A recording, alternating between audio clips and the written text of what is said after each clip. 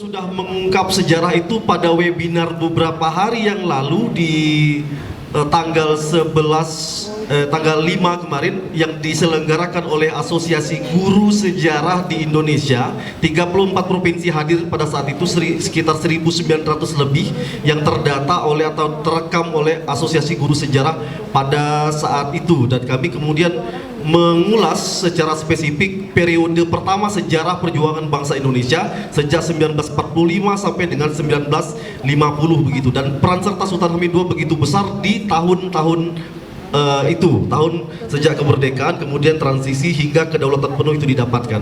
Saya kira itu semua juga sudah diulas, dan nanti saya kira peserta juga bisa melihat hasil rekaman webinar tersebut, baik yang diselenggarakan kemarin oleh yang berbeda. Perjuangan Yayasan Sultan Hamid II ini sejak kapan dilakukan? Boleh next? Nah, tahun 2000 itu pertama kali dilakukan penelitian, terbit penelitian, hasil penelitian tidak diterbitkan maksudnya, tahun 2000, tesis Bapak Turiman Fathur Rahman yang mengungkap fakta bahwa Sultan Hamid II ini seorang perancang lambang negara. Harus ada dasar secara ilmiah untuk mengungkap bahwa seseorang itu berbuat atau tidak berbuat, atau kemudian melakukan atau berkarya seperti apa begitu.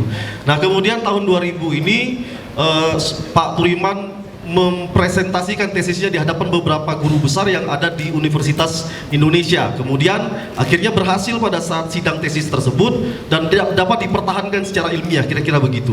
Next, Bang.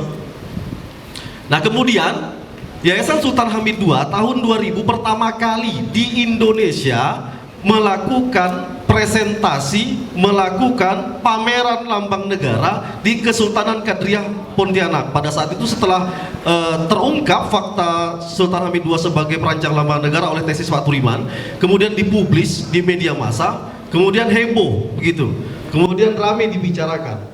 Kemudian setelah itu kita lakukan pameran lambang negara untuk pertama kalinya yang ada di Indonesia, karena kalau dulu zaman Orde Baru kira-kira jadi seperti ada mispersepsi terkait dengan perancang lambang negara ini siapa. Jadi kalau dulu cerdas cermat itu siapa perancang lambang negara, orang bilang Muhammad Yamin, dan dibenarkan oleh panelis begitu kira-kira. Tapi kemudian setelah ada fakta baru yang diungkap oleh Pak Turiman, kemudian memunculkan sudut pandang yang baru pula. Nah, kemudian pada saat itu dihadiri oleh beberapa elemen masyarakat, oleh Kodam, oleh Polda, elemen sipil, tokoh-tokoh masyarakat, dosen, profesor, kemudian masyarakat, buruh, dan seterusnya. Nah, pada saat itu kita lakukan proses panel, proses perancangan lambang negara tersebut. Itu untuk pertama kali. Kemudian next, Bang. Kemudian tahun 2000 juga Yayasan Sultan Hamid II mengadakan seminar lambang negara, seminar sejarah lambang negara untuk pertama kali. Kemudian pada saat itu Pak MPR datang, Bapak Akbar Tanjung juga datang. Kemudian rekomendasi, pada saat itu amandemen kedua konstitusi kita tahun 2000, pada saat itu rekomendasi masyarakat Pontianak Kalimantan Barat untuk mengubah pasal 36 menjadi pasal 36A, memasukkan muatan materi lambang negara ke dalam Undang-Undang Dasar 45. Jadi apakah lambang negara tersebut belum diatur di dalam konstitusi kita? Belum. Pada saat itu belum diatur. Jadi kemudian atas seminar ini di Kampus Palace ini, kemudian direkomendasikan bahwa lambang negara patut dimunculkan muatan materinya dalam pasal 36A tersebut. Itu rekomendasi dari Pontianak Kalimantan Barat, dan itu prestasi masyarakat Pontianak dan Kalimantan Barat kami kira. Nah, kemudian next one. Kemudian tahun 2004 Bapak SBY datang ke sini tanggal 9 Juli, diberikan gelar anugerah Datuk Widya Negara oleh almarhum Sultan Syarif Abu Bakar, Sultan ke-8 Kesultanan Kadriah Pontianak. Kemudian pada saat itu diberikan naskah sejarah lambang negara yang sudah kita jilid, sudah kita bundel, diserahkan kepada Pak SBY pada saat itu. Setelah itu beliau menjadi presiden, kemudian meminta secara resmi agar Presiden SBY memulihkan nama baiknya, setidaknya melakukan investigasi pada saat itu, kemudian memulihkan nama baik Sultan Hamid II. Nah, kemudian pada saat itu dihadiri oleh beberapa elemen masyarakat, oleh Kodam, oleh Polda, elemen sipil, tokoh-tokoh masyarakat, dosen, profesor, kemudian masyarakat, buruh, dan seterusnya. Nah, pada saat itu kita lakukan proses panel, proses perancangan lambang negara tersebut. Itu untuk pertama kali. Kemudian next, Bang. Kemudian tahun 2000 juga Yayasan Sultan Hamid II mengadakan seminar lambang negara, seminar sejarah lambang negara untuk pertama kali. Kemudian pada saat itu Pak MPR datang, Bapak Akbar Tanjung juga datang. Kemudian rekomendasi pada saat itu amandemen kedua konstitusi kita tahun 2000. Pada saat itu rekomendasi masyarakat Pontianak Kalimantan Barat untuk mengubah pasal 36 menjadi pasal 36A, memasukkan muatan materi lambang negara ke dalam Undang-Undang Dasar 45. Jadi apakah lambang negara tersebut belum diatur di dalam konstitusi kita? Belum. Pada saat itu belum diatur. Jadi kemudian atas seminar ini di Kampus Peles ini, kemudian direkomendasikan bahwa lambang negara patut dimunculkan muatan materinya dalam pasal 36A tersebut. Itu rekomendasi dari Pontianak Kalimantan Barat, dan itu prestasi masyarakat Pontianak dan Kalimantan Barat kami kira. Nah, kemudian next one. Kemudian tahun 2004 Bapak SBY datang ke sini tanggal 9 Juli, diberikan gelar anugerah Datuk Widya Negara oleh almarhum Sultan Syarif Abu Bakar, Sultan ke-8 Kesultanan Kadriah Pontianak. Kemudian pada saat itu diberikan naskah sejarah lambang negara yang sudah kita jilid, sudah kita bundel, diserahkan kepada Pak SBY pada saat itu. Setelah itu beliau menjadi presiden, kemudian meminta secara resmi agar Presiden SBY memulihkan nama baiknya, setidaknya melakukan investigasi pada saat itu. Kemudian memulihkan nama baik Sultan Hamid II. Nah, next. Nah, Presiden SBY pada saat itu berbuat, bukan tidak berbuat. Contohnya apa? Yang dia ejawantahkan, lahirlah Undang-Undang Nomor 24 Tahun 2009. Kemudian direvisi Undang-Undang 20 Tahun 2009 tentang kepahlawanan. Nah, kemudian ini yang menjadi krusial poin, Bapak Ibu anggota DPR RI, Ibu Bapak yang pernah kami bahas juga dulu di DPR RI, agar undang-undang ini yang lahir terkait dengan bendera, bahasa, lambang negara serta lagu kebangsaan ini kemudian setelah kami membacanya ada kekecewaan seperti itu kira-kira.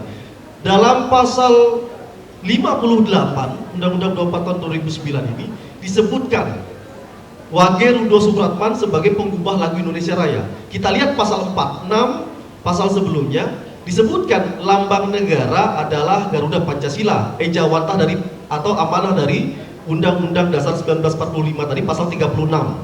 Tapi tidak disebutkan nama perancangnya.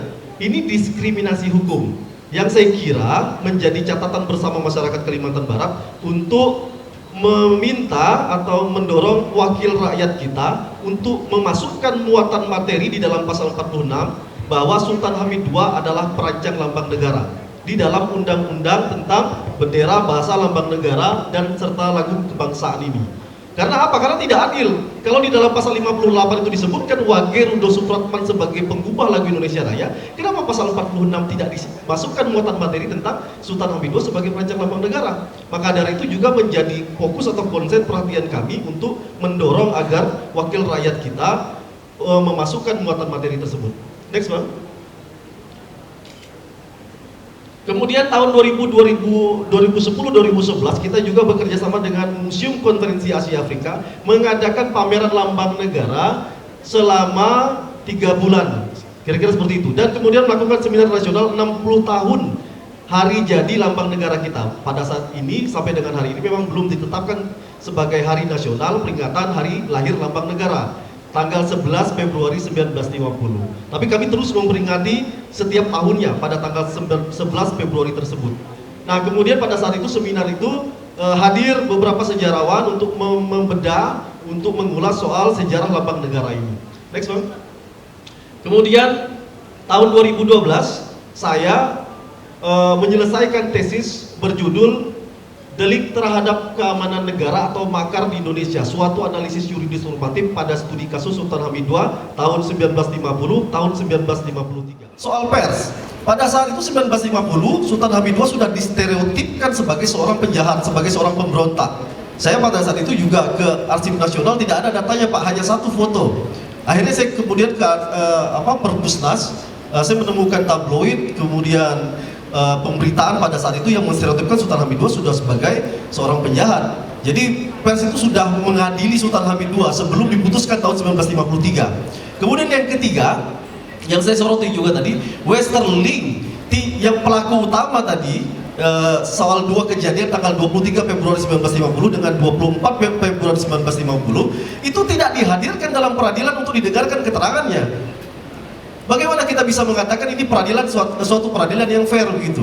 Tidak didengarkan keterangannya. Hanya satu saksi yang melihat, mendengar, kemudian mengalami langsung peristiwa perjumpaan antara Sultan Hamid II di Hotel The Seine dengan Westerling, itu Frans Nayoan. Satu saksi saja. Kemudian ditambah dengan saksi-saksi yang lain. Itu pun dia tidak melihat perjumpaan dengan Westerling tadi itu. Nah, saya kira nanti bisa Anda baca dalam artikel dalam Jurnal Hukum dan Pembangunan UI. Saya ada lampirkan dalam Jurnal Hukum dan Pembangunan UI kesimpulan dari tesis saya tersebut. Next, Bang. Dan kemudian tambah catatan saya, Profesor Andi Hamzah, pembimbing tesis saya juga sepakat bahwa Sultan Hamid II sebetulnya tidak bersalah begitu. Kemudian tanggal 29 Februari 2012 itu kami melakukan diskusi ilmiah bersama Kementerian Sekretariat Negara tahun 2012, pada saat itu zaman Pak Sudi Silahi begitu. Kemudian kita bahas soal lambang negara, Sultan Hamid dan seterusnya. Kita bahas secara spesifik. Next, Bang. Tanggal 19 Juli sampai dengan 14 Agustus, Kementerian Luar Negeri Bapak Martinata Legawa ditanya oleh para duta-duta besar asing, siapa perancang lambang negara dan bagaimana sejarahnya. Pada saat itu mereka tidak bisa menjelaskan. Siapa yang bisa menjelaskan? Yayasan Sultan Hamid II melalui Pak Turiman. Kemudian kita menyelenggarakan, Yayasan Sultan Hamid II bekerja sama dengan Museum Konferensi Asia Afrika dan Kementerian Luar Negeri menyelenggarakan pameran lambang negara selama 3 bulan. Kemudian pada saat itu hadir tokoh-tokoh, kemudian Bapak Martinata Legawa juga, kemudian dan seterusnya. Itu kita pamerkan, kita ungkap fakta soal Sultan Hamid II sebagai perancang lambang negara tersebut dan proses perancangannya. Next, Bang.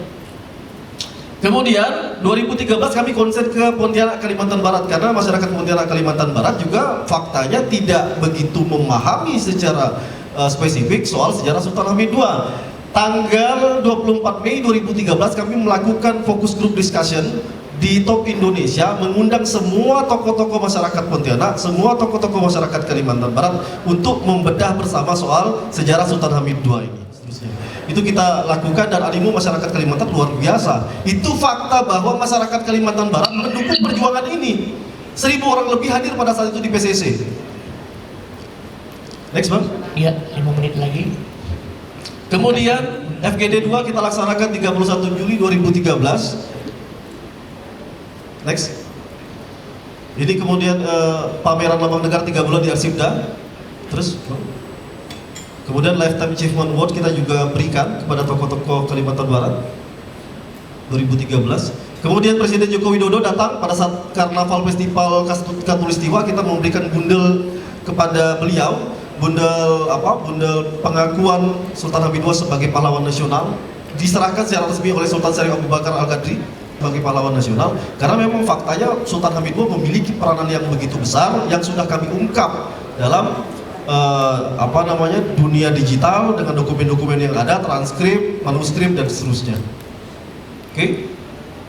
Tahun 2016 juga bersama Bapak Syarif Abdullah Qadri kita juga melakukan seminar nasional tanggal 21 April 2016. Next, Pak. Kemudian di Yogyakarta sudah tanggal 21 Mei 2016 juga kita lakukan seminar nasional juga oleh mahasiswa-mahasiswa Kalimantan Barat yang ada di sana. Next. Kemudian ya ini tanggal 24 Juni 2016 terbit rekomendasi dari Wali Kota Pontianak agar Sultan Hamid II bisa ditetapkan sebagai pahlawan nasional. Terbit juga pada saat itu rekomendasi dari Gubernur Kalimantan Barat untuk mengajukan Sultan Hamid II sebagai pahlawan nasional. Nah, bulan Juni 2016 ini maka dari itu harus menjadi pahlawan nasional. Mengapa? Karena secara resmi Kementerian Riset dan Teknologi dan Pendidikan Tinggi Kemendikbud sudah menerbitkan mata kuliah dasar umum, kurikulum mata kuliah dasar umum MKDU, pendidikan Pancasila dan pendidikan kewarganegaraan. Diejawantahkan sejarah tersebut di dalam MKDU itu bahwa Sultan Hamid II sebagai perancang lambang negara. Ini resmi dari Kemendikbud RI. Republik Indonesia. Kemudian tahun 2016 kami secara resmi mengajukan Sultan Hamid II sebagai calon pahlawan nasional Republik Indonesia dengan segala macam data-data, dokumen-dokumen, buku dan argumentasi-argumentasi di dalamnya. Kemudian kami ajukan secara resmi, diterima oleh Kementerian Sosial Republik Indonesia. Kemudian tahun 2016 pula, tanggal 26 Agustus, terbit SK penetapan Menteri Pendidikan dan Kebudayaan Mendikbud rancangan lambang negara Sultan Hamid II sebagai benda cagar budaya peringkat nasional. Nah, ini juga suatu prestasi yang luar biasa yang hari ini rancangan asli Sultan Hamid II itu yang didisposisi oleh Soekarno itu dimiliki oleh Yayasan Sultan Hamid II.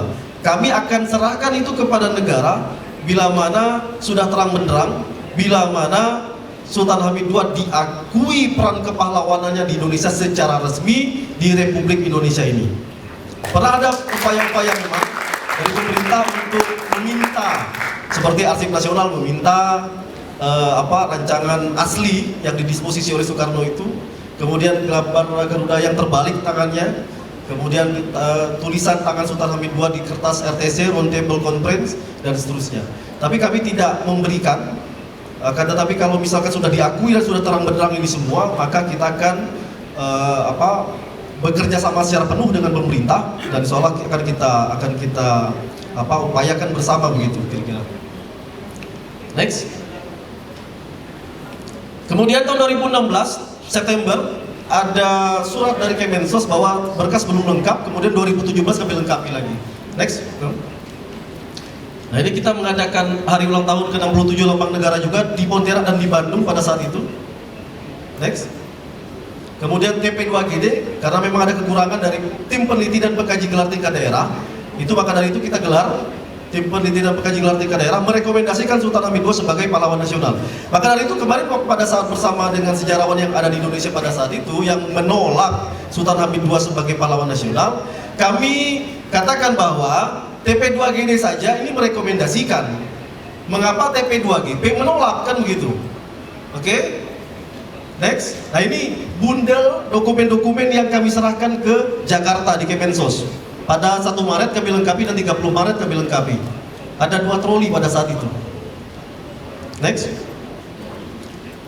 Kemudian 2017 terbit ditayangkan program singkat Kompas TV soal sejarah sunyi Sultan Hamid II dan prahara politik Sultan Hamid II. Oke. Terus, nah ini saya menerima sertifikat gambar rancangan asli lambang negara Indonesia sebagai benda cagar budaya peringkat nasional. Next. Kemudian kami di Muntok, kami menjelaskan kepada Gubernur Bangka Belitung soal perjumpaan sejarah Sultan Hamid II dengan Soekarno pertama kali di Muntok pada saat Soekarno dan kawan-kawan diasingkan di Muntok. Next. Kemudian tanggal 21 Januari 2019 pendiri Yayasan Sultan Hamid II, sekretaris pribadi Sultan Hamid II tutup usia. Beliau inilah yang memperjuangkan soal Sultan Hamid II ini pertama kali. Beliau yang pertama kali juga teriak di mana-mana bahwa Sultan Hamid II ini seorang pahlawan, Sultan Hamid II seorang perancang lambang negara dan seterusnya. Dan pada hari ini di rumah Jeruk Purut, rumah beliau, kantor Yayasan Sultan Hamid II pertama kali, disinilah letak rancangan lambang negara asli yang ada, yang menjadi cagar budaya peringkat nasional tersebut. Next. Pengusulan kami ditolak pada tanggal 22 Januari 2019 dengan 3 alasan yang substansial, bukan administratif. Padahal kewenangan Kemensos adalah administratif. Kata TP2GP, 3 alasan penolakan tersebut karena terlibat westering. Padahal sudah kami bantah bahwa beliau tidak terlibat westering tanggal 23 Januari 1950. Buktinya apa? Dakwaan primer beliau bebas. Jadi saya kira ada sentimen sejarah di sini yang harus kita luruskan secara bijak begitu. Begitu juga dengan alasan kedua soal diragukan Sultan Hamid II sebagai perancang lambang negara secara tunggal, dan kemudian yang ketiga itu kita sudah bantah semua itu. Next. Kami diundang ke Polda Kalbar juga mempresentasikan soal sejarah Sultan Hamid II. Beliau mau tahu soal itu dan beliau apresiasi terhadap ini semua. Kemudian next. Kemudian 20 Agustus dan 28 Agustus surat bantahan dan keberatan dari Pemprov Kalimantan Barat, dari Pak Gubernur Kalimantan Barat dan kami Yayasan Sultan Hamid II yang kami kirim kepada Kemensos RI 2019. Next. Kemudian diskusi ilmiah bersama milenial juga kami lakukan pada saat itu tahun 2019 tanggal 1 September. Terus Bang, sedikit lagi. Nah, ini bersama literasi komunitas literasi di Kalimantan Barat. Next. Kemudian pada saat itu ada Pak Anhar Gonggong datang tanggal 27 November 2019. Sayangnya beliau live tadi dari Zoom. Jadi kami ada beberapa perbedaan pendapat dan saya kira kemarin kami tuangkan juga dalam tulisan untuk membantah beliau yang menolak bahwa Sultan Hamid II ini seorang pahlawan bangsa begitu. Next. Nah ini yang viral kemarin, Bapak Hendro Priyono yang mengatakan bahwa beliau pengkhianat, kami bantah secara terang benderang. Next. Pada saat kami jumpa pers, kami bantah. Next. Webinar Yayasan Sultan Hamid II yang menyimpulkan banyak sekali kesimpulan agar Sultan Hamid II tetap dikukuhkan sebagai pahlawan nasional. Next Pak.